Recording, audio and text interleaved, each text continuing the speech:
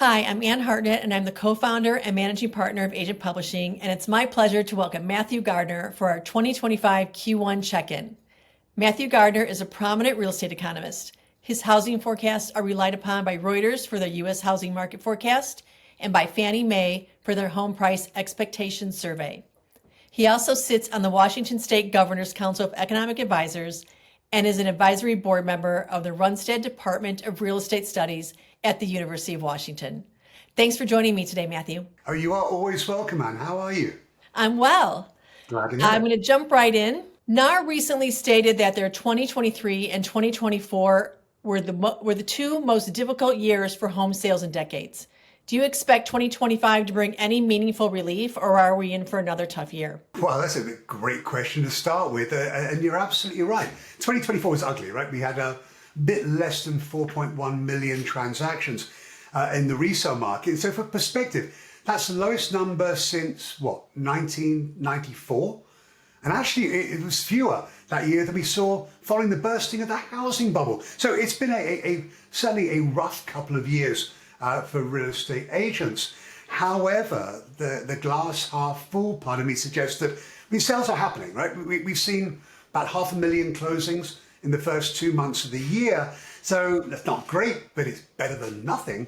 However, it's all about inventory levels. And the good thing is that inventory levels actually in February went up. We started to see the inklings of spring market, 1.24 million units from the market in February. That's unadjusted for seasonality. I run it through my own seasonal adjustment model. So in reality, it's about 1.3 million units. So that's good. And sales will follow listings. So with more inventory, I do expect sales to rise. And my forecast is that we'll probably see sales up by, nationally in the resale market, just shy of 6%. Now, my friends over at National Association of Realtors, they're actually saying 6%. So from my perspective, that's probably going to be about 240,000 more sales than we saw last year. That's good. Pricing, again, very impressive last year, given where mortgage rates were. And I know we'll talk about that a bit later on. Prices were flat, or growth was flat in 2023, up by 4.7%, I believe, in 2024. And I think prices will rise again this year. Bit more modest, probably just shy of 4%. My call is for about 3.8. So the bottom line here, Anne, is that I think that as far as agents go, it will be a better year this year than they've seen in the last couple.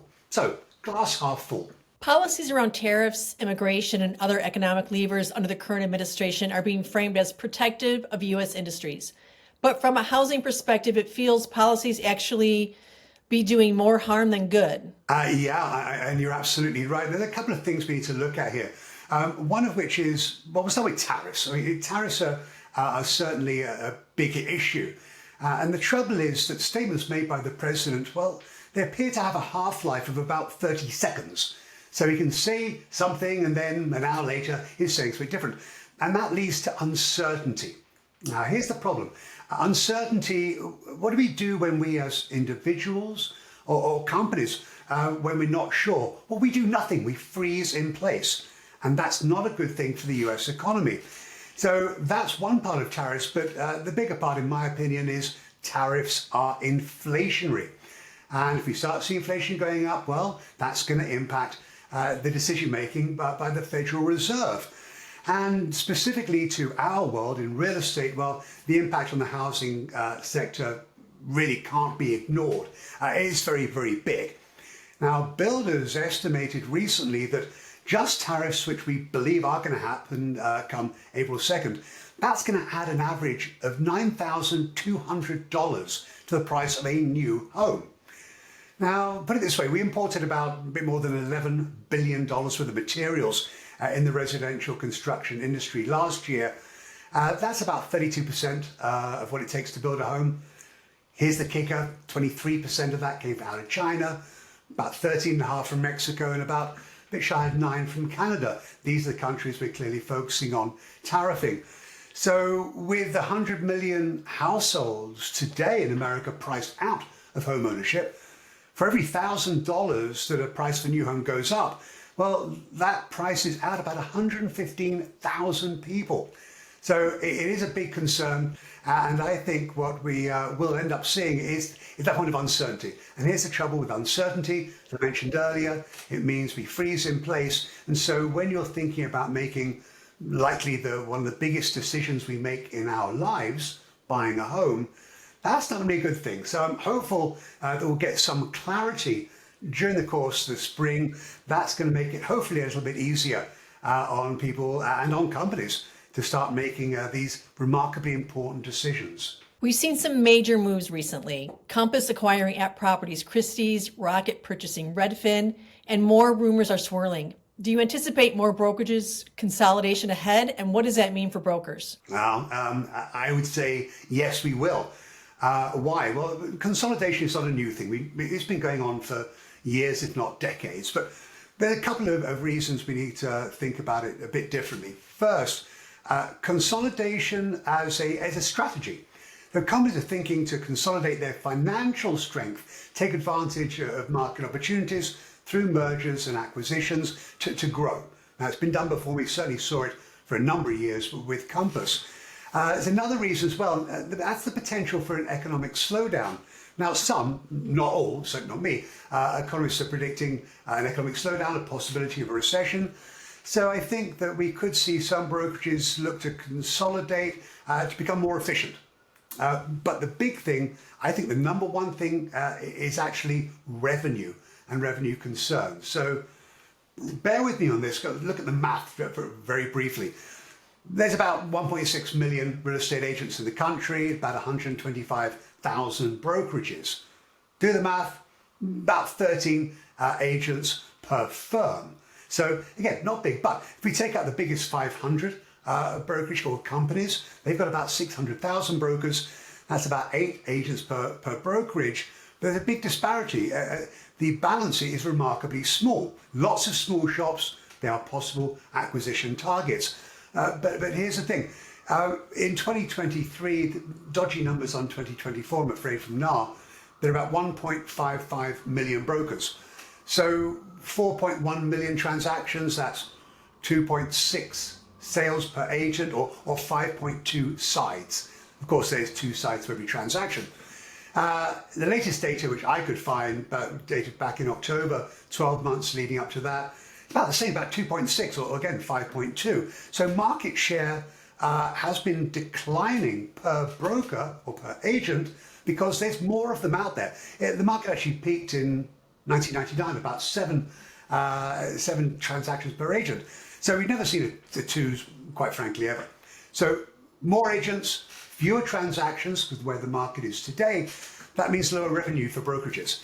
So throw in the issues of higher mortgage rates, lower inventory levels. That means it'll be interesting to see how this plays out. So I do see some businesses or some entities saying, consolidation, merging does make sense. So do I expect we'll see more of it? Yeah. As to who, I'm not going to guess on that one. But I think the bottom line is that we're going to start seeing some companies try and take advantage of the market by acquisitions, but also you're going to have people thinking more about the influence of AI, of technology and automation on the real estate industry. And that's going to be significant. NAR is projecting 2 rate cuts in 2025. What's your take on the direction of mortgage rates, and how much of a difference will it actually make for buyers and sellers? Well, let's just start out with the fact that the Fed do not set mortgage rates. Mortgage rates are based on the yield on 10-year treasuries, and yet the Fed controls one rate, the overnight lending rate between banks, called the Fed funds rate. So 2, actually I've been saying 2 for a number of months now. But here's the thing. I expect to see them probably not until sometime in the summer, maybe even in the fall. Why is that? Well, they're watching what's going on via the administration as well. And they're certainly thinking about tariffs and the inflationary impact of them. So if you start seeing inflation going up, then obviously they need to address it. But they're going to be patient. They're going to be very data driven. And that certainly is going to be appreciated, I think. But the biggest thing when it comes to mortgage rates is that I do expect them to come down a bit. I expect we'll probably get into a bit below 6.5 by the 4th quarter of this year. So better than where we are, not where we want. But this is mainly going to be because of the administration and deficit spending. Their tax cuts and spending more money than they're bringing in, that influences treasury yields, that influences directly mortgage rates. So it's going to get a bit better as we move through the year. But I'm afraid anyone that's thinking about the sub 3s or 4s or quite frankly even 5% mortgage rates this year, not going to happen. We could hit the high 5s next year, but certainly not in 2025. All right, it's time to talk about the R word. Do you see signs of a looming recession, or is the market more resilient than the headlines suggest? Well, there's lots of talk about the R word. I choked that up, by the way. But there's lots of talk, but that's kind of it. Think about it this way. Are we not feeling happy? Well, we talked a bit about that earlier on. No, we're not. So therefore, sure, consumer confidence, that's down 15% since the inauguration. Consumer sentiment, that's down 22% since the inauguration. But there's a bit of a disconnect between what people are feeling and what they're actually doing. So we don't feel good, again, sentiment, confidence down, but we're still going shopping. And not just for food or don't blame eggs, but retail sales were actually up 0.2% last month. Now that did follow about a 1.2% drop in January, and that's really what drove most of the recession calls. But for me, I want to see 3 negative months, consecutive negative months of retail spending. We're seeing it drop each month for 3 months before I can start saying or even thinking that we might see a recession. Not seeing it yet in the numbers, but they say there is a disconnect between what we think and what we do. But here's the kicker. We have a happy knack of talking ourselves into a recession when, quite frankly, one should never happen. So if we don't get too pessimistic, because it actually could become a self-fulfilling prophecy. But the last thing I think we all should remember is that what happens to housing prices during recessionary periods. Well, other than the 2008, because housing caused the recession, here's what happens. Home prices are either stable or they go up. So overly pessimistic views on recession and its impact on housing, well, I wouldn't go there. So I think we just need to be a little bit more thoughtful before we start throwing out the R word and actually starting to believe what we're saying. Lastly, is there a market trend or economic factor that you think is being overlooked right now that could have major implications this year? I would say, and I think that we talked about this before, and that is the fact that both at the federal, state, and indeed local level, I've heard politicians talking more about housing and how to fix housing than I've heard in the 25 plus years that I've been analysing real estate in the United States. So they're talking about it, and that's great. However, as we all know, political wheels spin remarkably slowly. So I do expect that we could see some more interest in by governments in trying to look at changing zoning in order to try and encourage more development of housing, which will be a good thing. However, at the same time, tariffs are not a good thing. But I think that the thing we haven't thought about too much, but could come to light this year, is that urban markets got nailed through COVID. Massive contraction in prices. I expect to see them make a bit of a renaissance this year.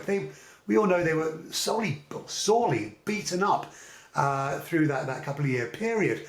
But return to work, we're starting to see more of that now. That is something which I think you could probably get in a lot of markets and look at the urban, especially condos, as being oversold.